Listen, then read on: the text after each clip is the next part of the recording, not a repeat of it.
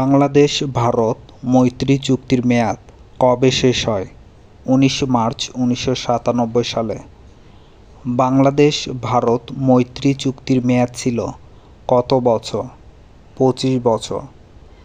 বাংলাদেশ ভারত মৈত্রী চুক্তির লক্ষ্য কী ছিল? ২৫ বছরব্যাপী মৈত্রী, শান্তি ও সহযোগিতা বৃদ্ধি।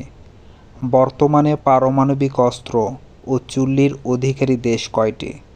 ৪৪টি। ব্রিয়া কবে সিটিবিটি চুক্তি অনুমোদন করে? ৬ জানুয়ারি ২০০৪ সালে। সিমলা কোথায় অবস্থিত? ভারতে। সিমলা চুক্তির উদ্দেশ্য কী? প্রত্যেক দেশের জাতীয় সংহতি, অখণ্ডতা, স্বাধীনতা ও সার্বভৌমত্ব রক্ষা। সিটিবিটি চুক্তির লক্ষ্য কী ছিল? পারমাণবিক পরীক্ষা নিষিদ্ধকরণ।